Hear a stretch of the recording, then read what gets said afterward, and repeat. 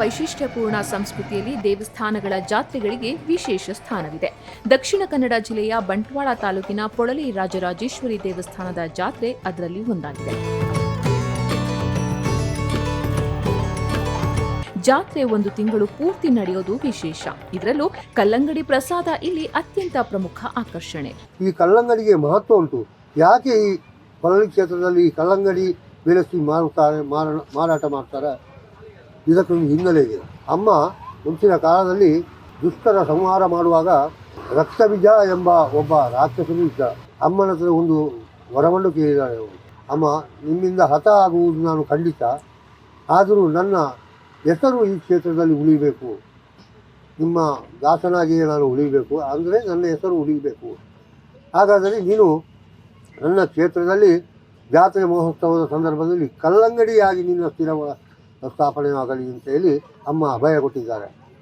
ಅದೇ ಅಂದಿನ ಆ ಮಾತು, ಅಮ್ಮನ ಮಾತು ಎಂದಿಗೂ ಸ್ಥಿರವಾಗಿ ಉಳಿದಿದೆ.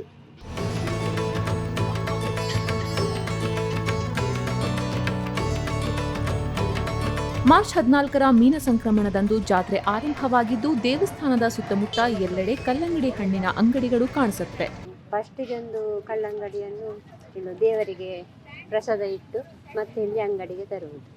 ಮಾರಲಿಕ್ಕೆ ನಾವು ಮುಂಚೆ ಇದು ಚೆಂಡು ಇರ್ತಲ್ಲ, ಆಗ ಕೊಡಿ ಚೆಂಡಿಗೆ ಇಡ್ತಾ ಇರ್ತೇವೆ.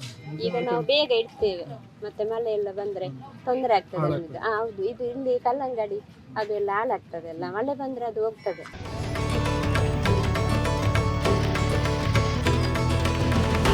ಸ್ಥಳೀಯವಾಗಿ ಪುರಲ್ ಮಣ್ಣಿನಲ್ಲಿ ಬೆಳೆದ ಈ ಕಲ್ಲಂಗಡಿ ಪೊಳಲಿಯ ಕಲ್ಲಂಗಡಿ ಅಂತಾನೆ ಪ್ರಸಿದ್ಧ. ಈ ಹಣ್ಣುಗಳನ್ನು ಭಕ್ತರು ಪ್ರಸಾದದ ರೂಪದಲ್ಲಿ ಮನೆಗೆ ಕೊಂಡೊಯ್ತಾರೆ.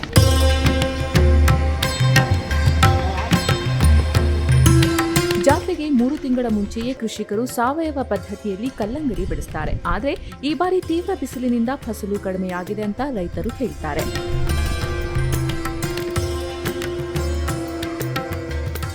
ನಾವು ಸುಮಾರು 30 ವರ್ಷದಿಂದ ಇದು ಕಲ್ಲಂಗಡಿ ಮಾಡ್ತಾ ಇದ್ದೇವೆ. ದೇವರ ಪ್ರಸಾದ ಆಗಿ ವರ್ಷಕ್ಕೊಮ್ಮೆ ಮಾಡೋದು.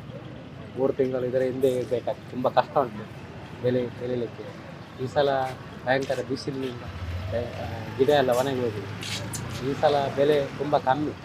ಇಲ್ಲಿ ಬರುವ ಭಕ್ತರು ಒಂದು ಕಲ್ಲಂಗಡಿಯನ್ನು ಬರುವಾಗ ಭಕ್ತರು ಕೊಂಡೋಗ್ತಾರೆ. ಇದು ಅಮ್ಮನ ಪ್ರಸಾದ ರೂಪದಲ್ಲಿ. ಪೀಳಿಗೆಯಿಂದ ಪೀಳಿಗೆಗೆ ಈ ಪರಂಪರೆಯನ್ನು ಮುಂದುವರಿಸಿಕೊಂಡು ಬರ್ತಾ ಇರುವ ಸ್ಥಳೀಯರು ಕಲ್ಲಂಗಡಿ ಮಾರಾಟವನ್ನು ಭಕ್ತಿ ಪ್ರಧಾನ ಸೇವೆಗಾಗಿ ನೋಡ್ತಾರೆ.